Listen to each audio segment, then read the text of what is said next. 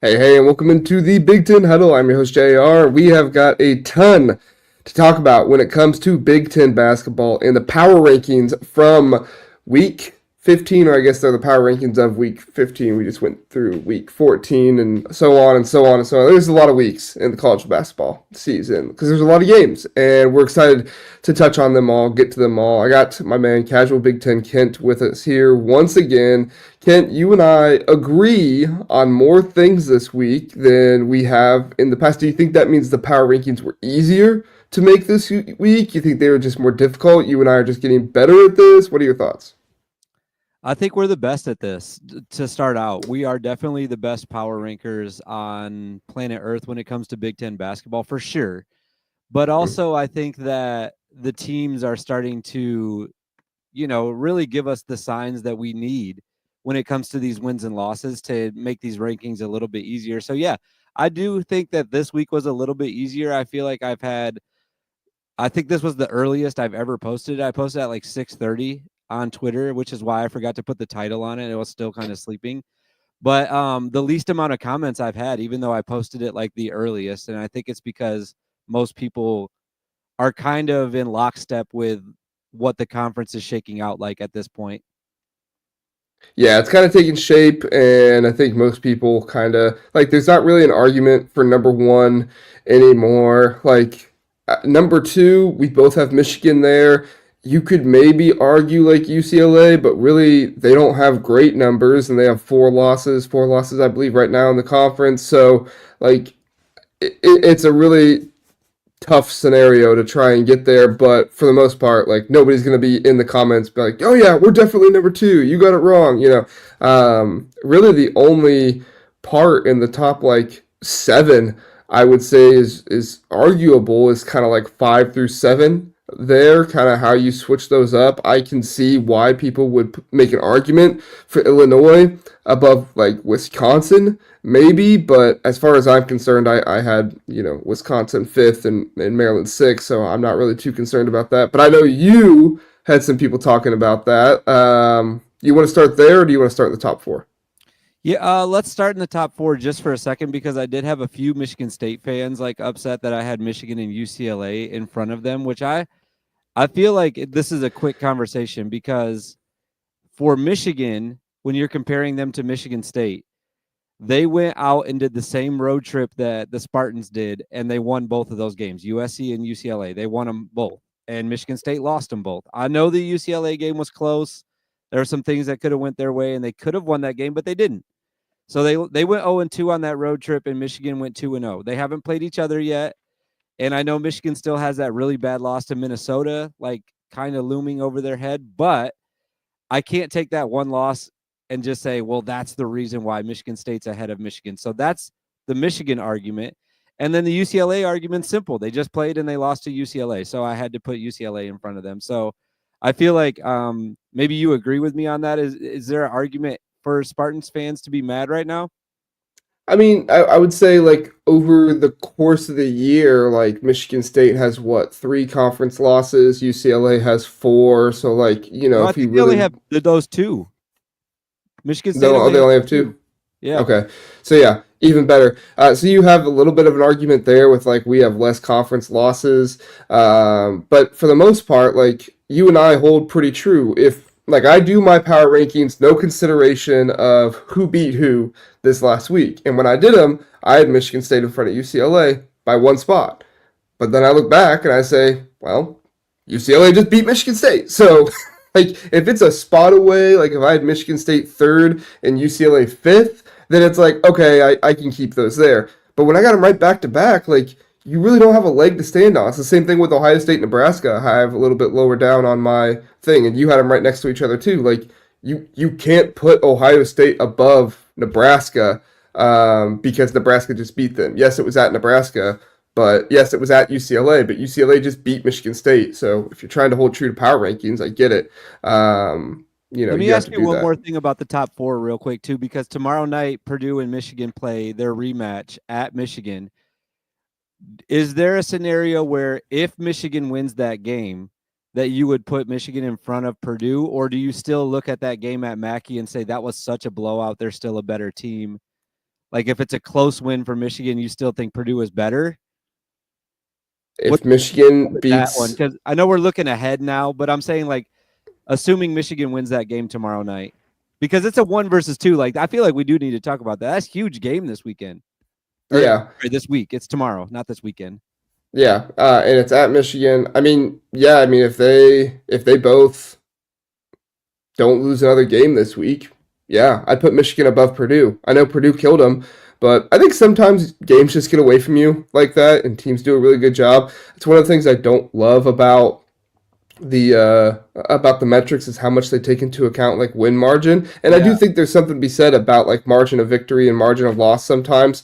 But at the same time, like you play at Mackey. Mackey's a super tough place to play at. Like that's one of the best home court advantages, not just in the conference but in the country. And so if you get blown out there, it is what it is. But same thing, like if Illinois played Maryland again, I know that was at Illinois, so that's a little bit different. But if they win that one, I'm putting Illinois above Maryland because it's the most recent game I have. You know what I'm saying?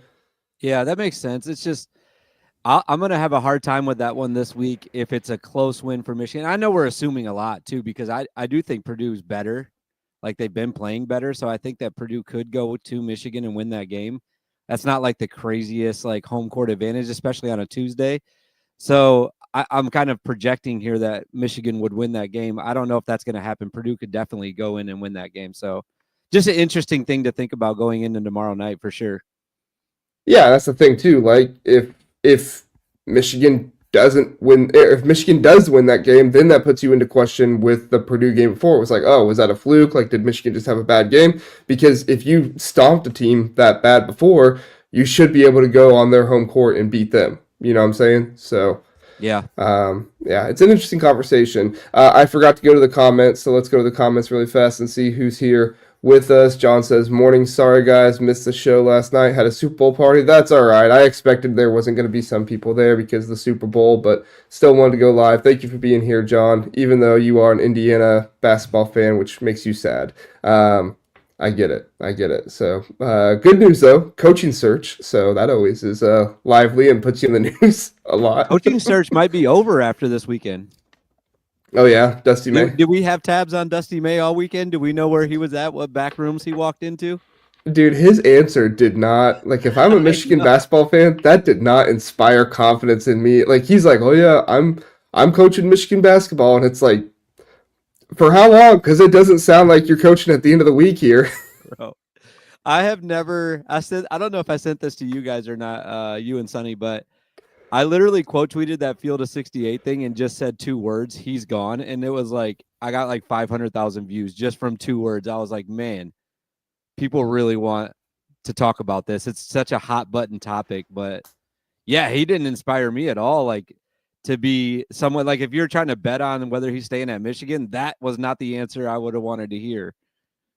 Yeah, I mean there were some Michigan fans like, oh well, he said this, and I get it. Like you want he's a good coach. Like you want to believe that he's gonna stay, and maybe he just didn't answer it the right way, and he was trying to say, it's obviously just drama at this point. Nobody really knows, but I felt it was really interesting the way he did end up answering it, and I felt like he would have had more of a polished answer. Like I felt like he would have gone into Assembly Hall knowing they're going to ask me this after the game, so I'm going to give a very short polished answer, and that was not short, not polished. It was the answer that if you're an Indiana fan, it's the like media trained answer where he doesn't say he's not going to do it. Like he just kind of dances around it. That's exactly what you wanted to hear if you were an Indiana fan, I think. Yeah, short of, yes, I'm done at Michigan at the end of the season, and I will be the Indiana basketball head coach. That was the answer you wanted. What if he was like, I'm for sure coming. I'm done. Like, after this year, I'm coming to Indiana, guys. Do you fire the coach if he says that? Like, even though you're top 2 in the Big Ten, like, it's like, okay, I guess we'll fire you since you're not going to come back. Anyway, that's a funny conversation. We got Caitlin here with us. She says, Illinois basketball has been tough to watch as a fan, but Tommy deserves so much credit for his toughness. Plays through mono and gets back and plays through a really swollen ankle. I tell you, it's been pretty difficult for Illinois fans, but I like there are aspects of this team that give me hope for the end of the season. I do think, obviously the Big Ten title is out of play for you. I don't think a top four seed is completely out of play. I think you need some help in order to get a top four seed, but if you're watching this team and seeing the way they're growing and see the way they're getting better, I know it was Minnesota, but that's still a game that you saw Will Riley show himself more and show himself more as a better option for this team. And if he can be that third option for this Illinois team, that can take Illinois to a Sweet 16, possibly, maybe even an Elite Eight if they get the right matchup. I know I'm, talking pretty high here, and so there's going to be some Big Ten basketball fans that are like, JR, you're crazy. I get it, but there's just so much talent, so much athleticism on this Illinois team. If they put all the pieces together, get their guys back, get rid of the injuries of, they're kind of holding some guys back, like Caitlin pointed out here. This is a really dangerous Illinois team. Yeah, and I think I was just double checking this because I wasn't able to watch that Minnesota game yesterday. It doesn't look like I needed to, but wasn't Gibbs Lawhorn? Oh, he did play yesterday. Never mind. He played 4 minutes, but he was sick. Yeah, he didn't too. play Like much. they announced he had the flu or something. Like just like what you just said, they have got to get healthy. They got to stop getting the flu, stop getting sick, and then kind of reevaluate from there. But at this point, as far as the rankings go, or power rankings, or when you're talking about Illinois in this conference, you still have to look at what's actually happening. They lost to Rutgers this week. That happened. Yeah. So it's tough because they're not healthy, and like you can still talk about that, but are they ever going to be healthy? Are they ever going to be a full strength team? It looked like it yesterday, I guess, but like I said, I didn't see that game. I'm just going off the box score for that one, so we'll see going forward. Box score watching every once in a while. I get it. And Jeff, yes, I expected a response like this at some point. JR, ... You're crazy. LOL. I know, I get it. I really think this Illinois team is still talented. They just got to put it all together. We'll see. Maybe they will. Maybe they won't. Maybe I'll be crazy. Won't be the first time. Won't be the last time. So, all right, let's talk about Illinois in the 5 through 7 range. I actually went through and did kind of tier mine a little bit for this conversation, Kent, and 5 through 7 was a tiered range for me. It's not to say that Wisconsin can't be in the top 4 or Maryland can't be in the top 4. It's just kind of like where they are right now. Like I didn't really consider Wisconsin above 4th or Maryland above 4th. Kind of my cap for them was 5th right there, but for the most part, I mean, like this range is kind of going amongst each other. If one of them has a 2-0 week, one of them could possibly get up into the top 4. But Wisconsin, Maryland, Illinois for me, Maryland, Wisconsin, Illinois for you. What's your thoughts on kind of this range here and the way you put it together? It was tough. That I did the same thing. I feel like I had tiers. And I actually had Wisconsin at 5 first, and then I switched to Maryland at the last second. I can't, like I said, I did it at like 6 in the morning. I can't remember exactly why I did that, but I did have a reason at the time, and I didn't write it down. But here's what I'll say about Wisconsin, though. If I was a Badgers fan right now, I would love how this season is going because it feels like they're a team that is kind of flying under the radar. Like not a lot of people are talking about them. They're not like in the Purdue, they're not even in the Illinois or Michigan or UCLA or Michigan State conversation right now, just flying right under that radar, but could still go win the conference, the whole thing. They could win the regular season still. They have huge games coming up. They're at Purdue this Saturday, so they basically have this whole week off until that game, and then back at home against Illinois. So like 2 big games coming up for them back to back. If they win both of those, then it's going to open up everybody's eyes and be like, okay, Wisconsin actually is going to win the Big Ten this year. But as far as, like I said, putting Illinois at 7 behind both of those teams is just based on the results. Maryland beat Illinois at Illinois. I think Illinois did beat Wisconsin, though, early on in the season, but it was so long ago, and they've had so many more losses than Wisconsin since 2025 started that I just felt like Wisconsin's been having a better season lately, so I had to put Wisconsin in front of them. Yeah, I was reading something the other day that was talking about Wisconsin, and it was kind of like bash Wisconsin basketball piece a little bit, where it was like, name me the good team that Wisconsin has beaten this season. And it kind of made sense a little bit. Like you look at their resume, they've played Michigan, Illinois, UCLA, and Maryland. They've lost all 4 of those games. So like I do get it to a certain extent, but 3 of those 4 games were also like on the road for them. And Michigan won that one in kind of spectacular fashion against them. So, like, I do, like, I would understand if people are giving me some pushback on Wisconsin. I get it, but I don't know. Like, I feel like this team is really well put together. I feel like you have a really good star in John Tonji, but if John Tonji doesn't operate or produce the way he should, then you have John Blackwell there as well. They can space you out. They do need to be tougher down low. Stephen Crowell and Nolan Winters, you would expect more from those guys, especially with their height, but for the most part, like, this is a really well put together Wisconsin team, and Greg Gard is doing a good job coaching them. So, like, I get they don't necessarily have like those huge wins, but maybe I'm projecting forward a little bit here. But like, we're gonna see what they're made of because their next 3 games are at Purdue, Illinois, and Oregon. And Oregon is really bad right now, but this is still a team that has the most quad one wins in Big Ten basketball. So as far as I'm concerned, like, this is going to be a really big stretch for Wisconsin that shows them who they are. We do need to talk about. I do want to say good morning to Blue Wolverine. He's here. Hello, Blue Wolverine, and we have Brian here as well. Brian, thanks for being here. He says, I agree. Bucky is getting no hate and no love from anyone. It's wonderful, especially after the train wreck in football. It is interesting. It is interesting how they're kind of being perceived right now. They don't have that big win that they need to get. But we do need to go back to Purdue for a second because, and this is kind of projecting forward and less about what they've currently done. Their next 5 games, you ready for this? Yeah. At Michigan, Wisconsin, at Michigan State, at Indiana. Indiana's not a great team, but we saw the game they were able to give them at Mackey, and then UCLA. Like, you've got quite the stretch there. 4 of your next 5 games are all top tier teams in the Big Ten, and then a rivalry game at the other team's court. Like, we're going to see what Purdue is made out of here in the next, pretty much all the way through February, because they don't get a break. Yeah, the next 2 games especially, it's like at Michigan and then Wisconsin coming to town. Man, it could go either way, but I feel like if they win both of those games, I feel like the race is over. Like, that's going to be the Big Ten is going to be the Big Ten title for the regular season is going to be over if they win those next 2 games, I think. Because I think that they'll be in the driver's seat. They'll have so much confidence after those 2 games.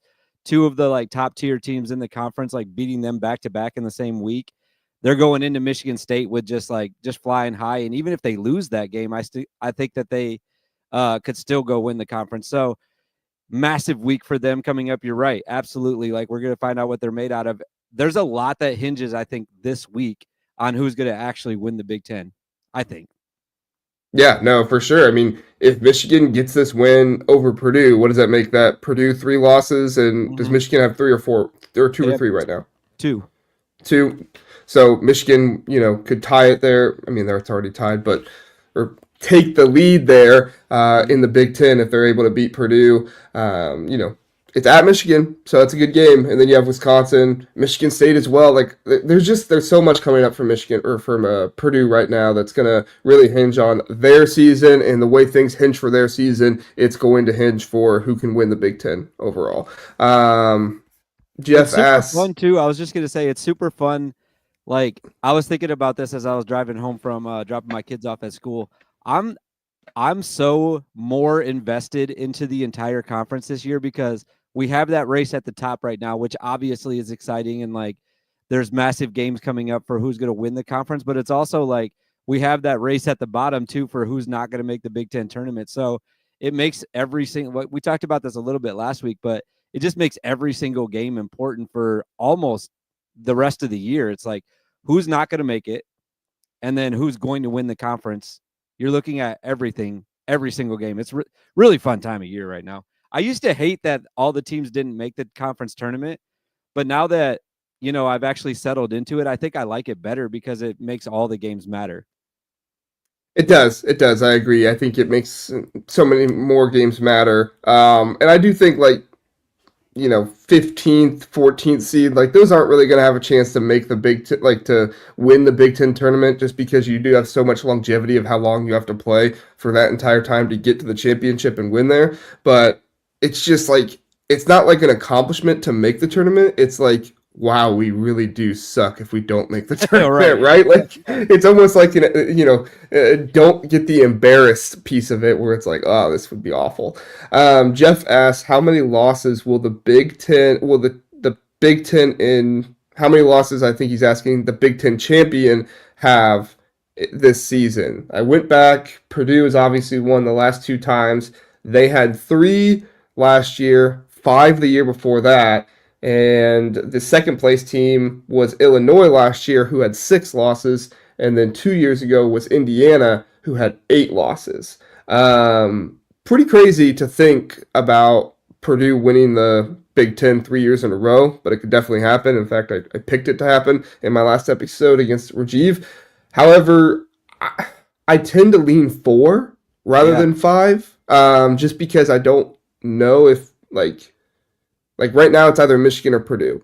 But if both of those guys lose 2 games, like I don't see Purdue losing any more than 3 games. Maybe they fall apart and that happens, but I also don't see Michigan losing any more than 2 games at the most, right? So I think it has to be 4, correct? I think if it's an outright champion, it's 4, and then if it's 5, it's going to be split. And I don't know how I can't remember how the tiebreaker goes. I know we had like a tie-ish, like in the COVID year with Illinois and Michigan. I can't remember, like Michigan had less losses or something like that because of the weird schedule. But do they do the split championship, or do they have to have like a tiebreaker for that where there's just one? I can't remember. But I think if it's 5, it's going to be multiple teams have 5. But I think if anybody in the conference can keep their losses in conference at 4, they will win it outright. That's where I'm at right now. Yeah. Philip is asking the other flip side of it. How many wins is safe for the Big Ten tournament? How many wins do you need to make the Big Ten tournament? 7, 6, 6, 6. See, these are the kind of conversations that are really fun. Washington and Penn State both have 3 right now. So I feel like they're like for sure out. And then there's a bunch with 4 and 5. So I feel like if anybody gets to 6, you're safe to get in. Yeah. I'd say 6, you might be in a tiebreaker scenario. So you're like probably safe, but maybe not. But 7 is like for sure you're safe. Yeah. I've never had to think about that. That's such an interesting question. How many conference wins do you need to not be the worst and not? Yeah, I agree with you, though. Washington and Penn State, they're out of it. It's really been sad to see Penn State fall off. One of those 3 conference wins is against Purdue, which is just like absolutely insane. But that's been the fall off for Penn State this year with the injuries they've had with Puff Johnson, Ace Baldwin Jr. not being healthy, and all that stuff. It's crazy. And then last one here, Kent, because I know this is one for you. John, are you going to the Big Ten tournament in Indy this year? Yes. 100%. Doesn't have to ask me that ever again. I'll be there for the rest of my life. Until I die, I will be at the Big Ten tournament. I'll probably try to go if I can, or at least go to Indy and like hang around or something like that if I can. I don't know, but I need to get tickets somehow. I don't have a Nebraska connection like Kent does, so. Yeah, which I still haven't confirmed those. Last year we got them on February 9th, and it's February 10th right now. Oh. We got confirmation on the 9th. But yesterday was a Sunday, so like I felt like maybe they're sending those emails out today. We'll see. But anyways, like yeah, I'll for sure be there. I said in its entirety, there might be some years in the future where I don't go to the championship just because it's such a long week. It's like Wednesday to Sunday. It's hard to stay that last day and wait till 2:30 for that last game. But this year I will be doing that though. I'll for sure be there all the way through until the championship, and then yeah, I'm so excited, man. I can't wait. It's all that's on my mind right now, really, to be honest. Yeah. Great questions from the chat today, guys. Appreciate the questions and is John going? Like I want to say hi to John if he's there. I'm definitely gonna say what's up. Yeah, John, let us know in the chat if you're going. All right, let's move on to 8 through I would say 8 through 11 here. That was kind of where I marked it. Excuse me for a second. You're excused. Thank you. All right, so you have USC, Nebraska, Oregon, or Nebraska, Ohio State, Rutgers. I have Nebraska, Ohio State, Oregon, USC. we kind of have a difference here on USC and Oregon. You're a little bit lower on Oregon. I'm a little bit lower on USC. Like, what was your thought process here with USC at 8, and then obviously Nebraska over Ohio State? They just beat them. Well, I kind of want to start with Oregon because like I Okay. basically wanted to drop them as far as I possibly could because I can't remember the last time they won a game. I think they've lost 5 in a row. And I don't put this in the tweet, but I think it's kind of implied that power rankings should be like what we're looking at and what's happening currently in the conference. And currently, Oregon can't win a game. They just can't do it. So I wanted to drop them down as low as I could. So I basically started with them at 12 and worked my way back up to Rutgers, Ohio State. Nebraska and USC, I went back and forth on that one because I think that I wanted to put Nebraska way higher. Like I was like, I want to get them as high as I possibly can, up near 7. And I just go back a little bit. It wasn't that long ago that Nebraska was on a similar losing streak that Oregon is on right now, where they were losing like 5-6 games in a row. They're hot right now, though, so I wanted to put them up as high as I could, and that's kind of where the big difference between Nebraska and Oregon, I guess, if we're just comparing those two. But USC, I just feel like they're still a really good team. I'm kind of putting faith in what I think that they can be, maybe a little bit more than what's actually happened. They've lost some tough games, but the last couple of games, they haven't had their best player, who is a borderline second team, all Big Ten player in Desmond Claude. So same thing I kind of did with Illinois. I'm looking at what they can be when they're all the way healthy. When Desmond Claude is healthy, they don't lose to Northwestern. They just don't. I'm sorry. So I feel like you could put them up a little bit higher knowing that their best player was out and that at full strength they would have won that game. So maybe giving them a little bit too much credit because I did just say like Illinois, we got to look at the actual results. Well, the actual result was USC did lose to Northwestern this week, but it was by 2 or whatever it was, game winner from Martinelli, and they didn't have their best player. So I just think that USC is still a really strong team, and they can be a top 10 team in the conference. I wouldn't want to play them in the tournament for sure. They're going to be tough, man.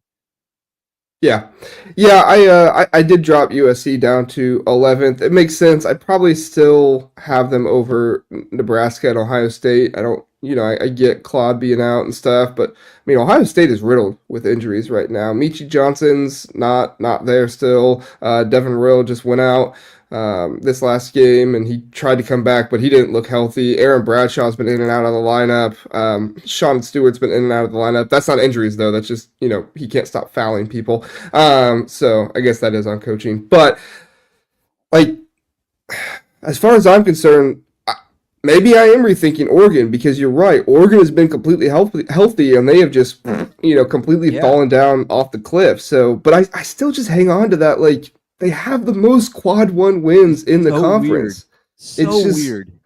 Yeah, what has happened is Dana Altman, like, for whatever reason, they are not listening to his coaching right now. They are chucking up terrible shots. I don't know if he's just not being tough enough with his guys and taking them out of games. Like, if this was Mike Woodson's team, like, he'd be playing all walk-ons at this point. I guess that's more of a, thought process on Mike Woodson than anything else. But, he wouldn't be standing for this kind of stuff. But Dana Altman doesn't really seem to hold his guys accountable for maybe not doing what they're supposed to be doing. In particular, Jackson Shelstad when he's not playing well. And then on the inside, down low in the paint, they're getting pushed around by pretty much anybody they play against. But that's the thing. Like, they have the talent to be a top 10 team in the Big Ten. They just haven't shown it ever since mid-January. I think their last wins was against Washington and Penn State.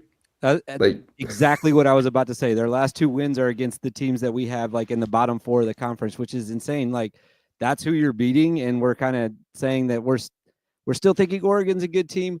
A lot could have changed. Literally, I think it was yesterday, right? Or Saturday. It could have changed. Hang on to a lead at Michigan State when you're basically blowing them out at halftime. 14-point lead at halftime. Just finish the game.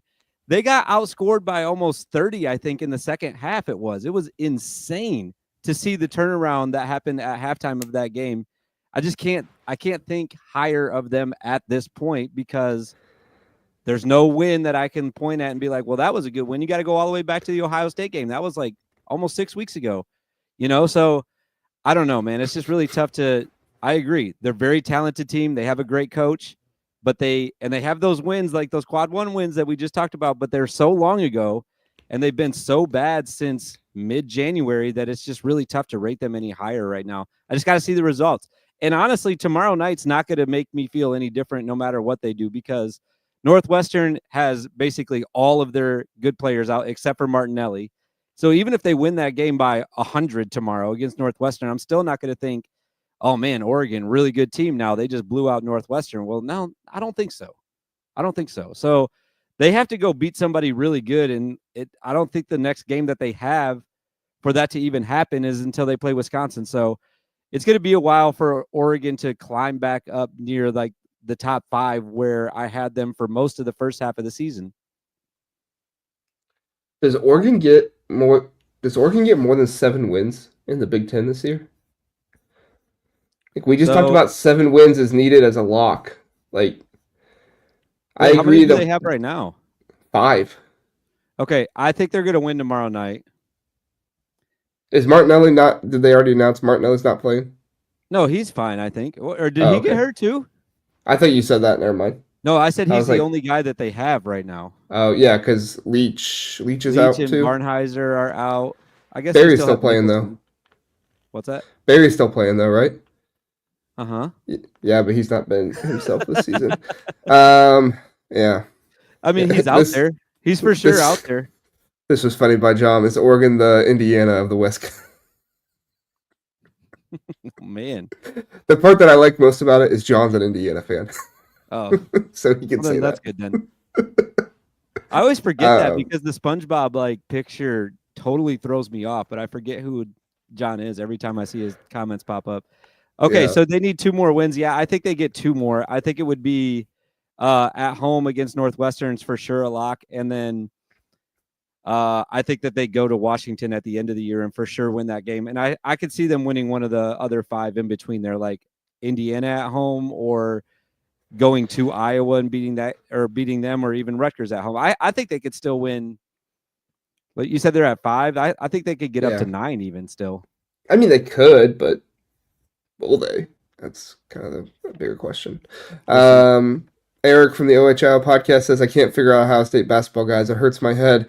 I can't either. I mean, like I do want to try and be patient with this team this year because, like I did mention, they do have a number of injuries, right? Devin Royal goes out of the game last time. Michi Johnson, like Aaron Bradshaw's been in and out of the lineup, but like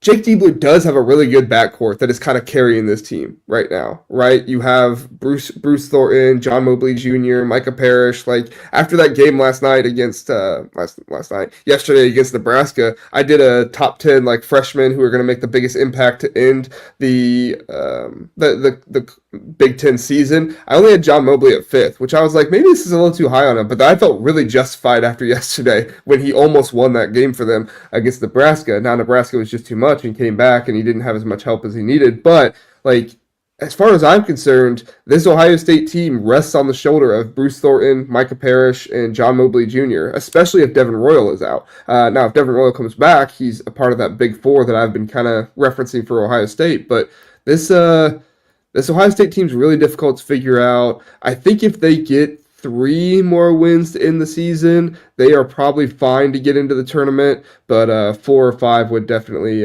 be nice. After that Maryland win, there's a lot more shine on them. And Nebraska, I think with that win of Ohio State, gives themselves a really good opportunity to get in the tournament too. But what's your thoughts on Ohio State, Kent?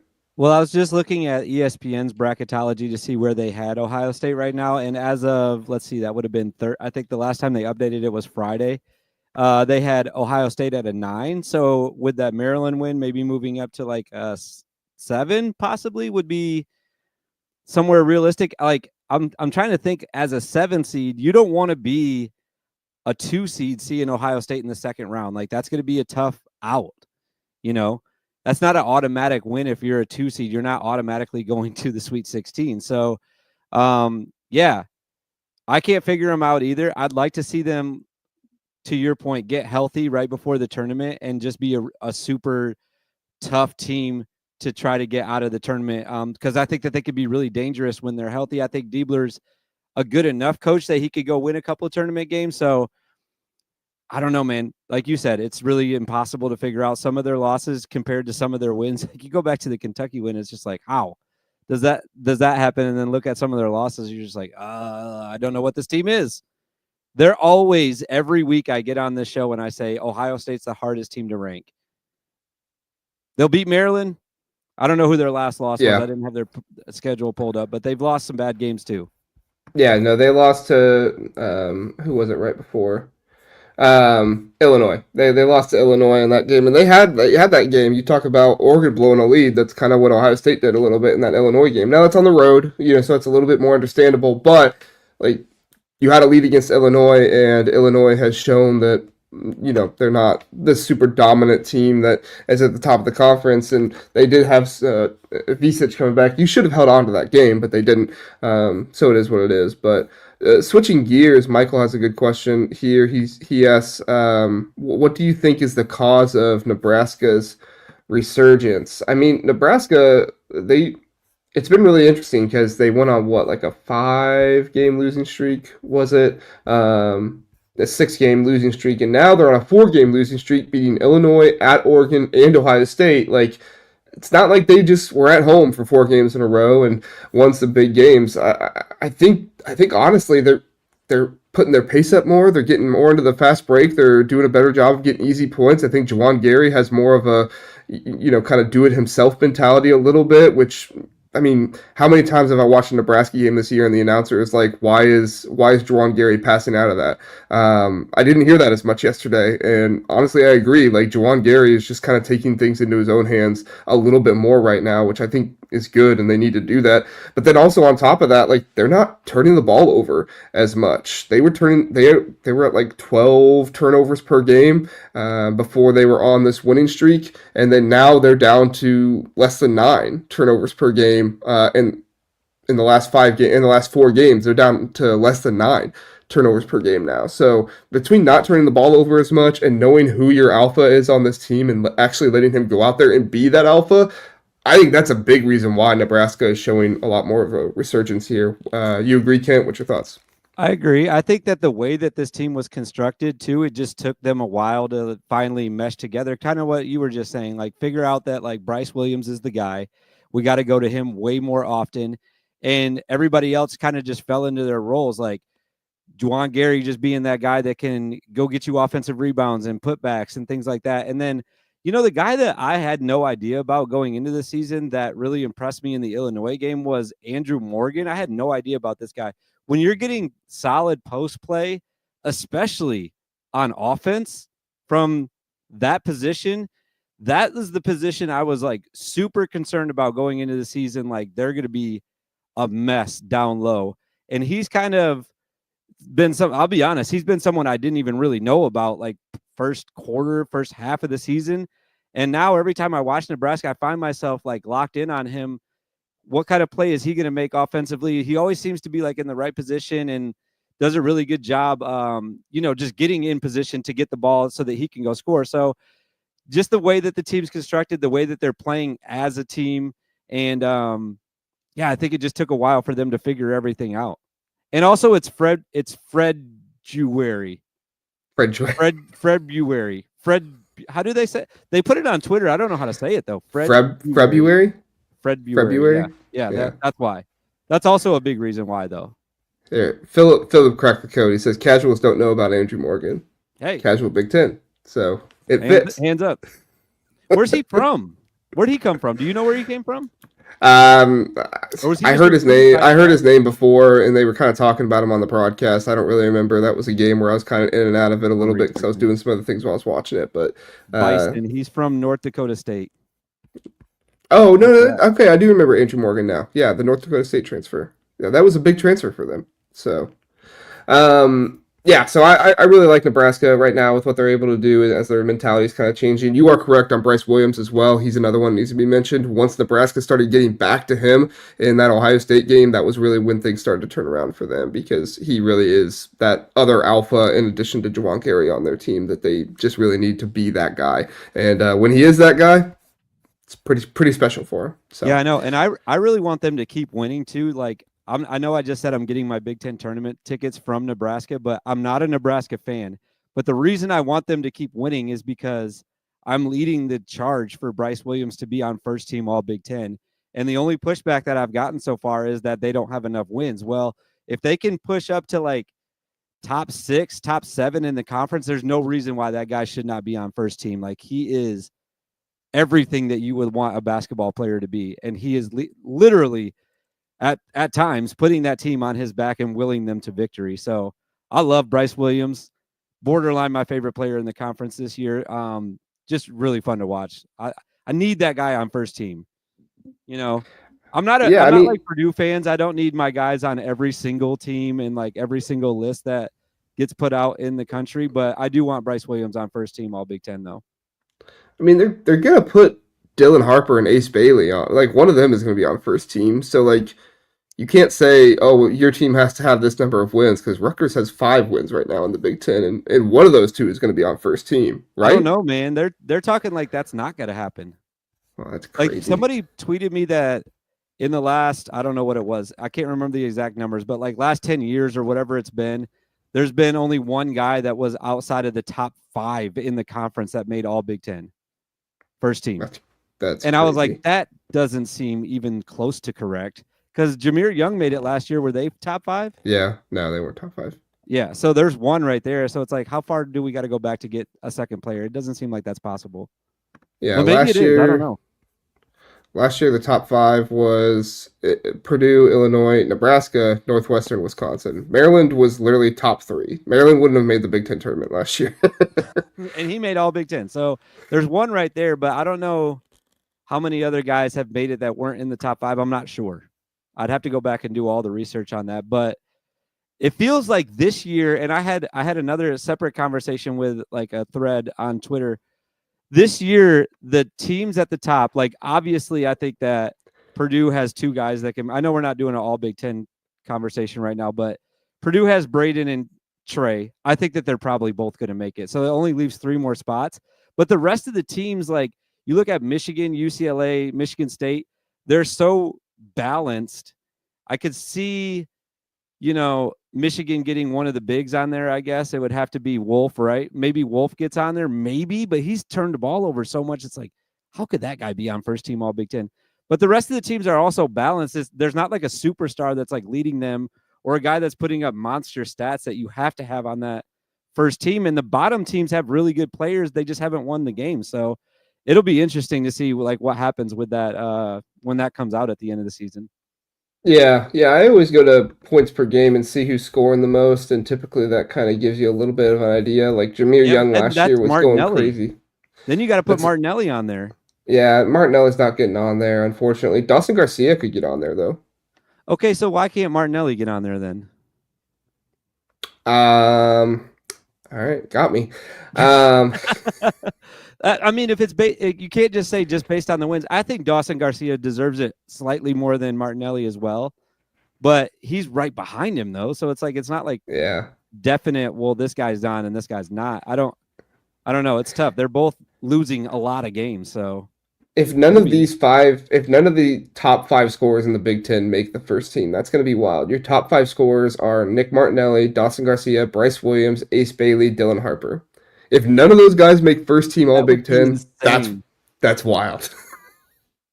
And I get it. Like I get none of those teams are really in the hunt for the Big Ten. Most of them are bottom half of the Big Ten teams, but that's just. I mean, Trey Coffin is right next one, so a top 6 player would get it because Trey Coffin obviously is going to. But I mean, if you ask me, like who should get it, Dawson Garcia or I don't know who's a big scorer that's up there as well, like Spares Martinelli. Jaconis, like Oh I yeah. guess that's not a great example. I don't know. I'm just looking through the list here. Anyway, We got to do the bottom four, and then we can do some replies to your tweet if we want Okay. to, because I gotta be out of here in about 10 minutes. So, All right. Sounds good.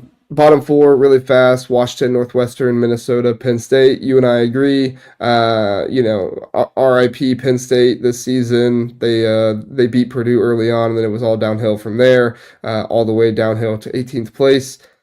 Washington has won two of their last three, I think it is, which is just absolutely insane to think about. But yeah, they've won two Have of their they? last three. Yeah, they beat Northwestern and Minnesota at Minnesota. Oh, that's right. Yeah, yeah, And yeah. then they lost to Nebraska in between those two. So they're up there a little bit more. And then Northwestern, just sad season right now with Brooks Barnheiser going down and everything else going on for them. So quick thought on the bottom four, Kent. Yeah, I just kind of started with Minnesota and Penn State at the bottom. I had it flip-flopped accidentally at first, and then I remembered that Minnesota beat Penn State, so I had to put Minnesota in front. That's how that went. I think that Northwestern, unfortunately, I'm such a big Northwestern fan, but I think that their season is over, unfortunately. Like they have one guy basically that can score, and even at times he can, if he's the only one that can really give you baskets every game, you're in trouble. You're in Mm-hmm. big trouble. Ty Berry has got to do like a ton more. Like you were just talking about him being on the court. He's going to have to be a leading scorer in some games if they're going to win any games. It can't just be all Martinelli, but they're basically done at this point with all the injuries that they've had, unfortunately. And then I put Washington in front of them because they just beat Northwestern, right? So had to put Mm-hmm. them in front. And like you said, 2 out of the last 3. I, I'm starting to like Washington. I've been really down on them all year, but they're starting to grow on me a little bit. They're kind of fun to watch, actually. They're just weirdly like scrappy. They could get hot and like hit 4 threes in a row on you all of a sudden. And Diallo is like really great to watch. He's fun. I don't know, just an interesting team to watch, I guess, is a better way to put it. Maybe not fun, but they're interesting. I remember when you and I had the conversation. Was it after the Maryland win? You said they wouldn't win any more than one or two Big Ten games. Yeah, I can't remember what it was. I made a bet. I was going to make a bet, but I don't think anyone ever took me up on it. But Well, it was such a complicated bet. You were like, for every loss I get $5, and for every win you get $20 or something like that. yeah, it was something like that. Yeah. Um, I mean, Washington could impact the Big Ten here. Like you have Rutgers going up there a little bit right now. Like they get Rutgers at home. You get Oregon at home at the end of the season. Like could they knock Oregon out of a top 9 seed in the Big Ten? Like that would get rid of their bye. Yeah, it's really interesting this Oregon team and or not Oregon team, this Washington team and what they could do. So, all What right, if they just let's win the rest of their games? Washington does. They just that would win be out. insane. That would be insane. They if they win the rest of their games, they would be. Oh, I have it on the next year. What are they 2-9 right now in the Big Ten? Yeah. They would be 11-9 if they win the rest of their games. They would have a winning record in the Big Ten.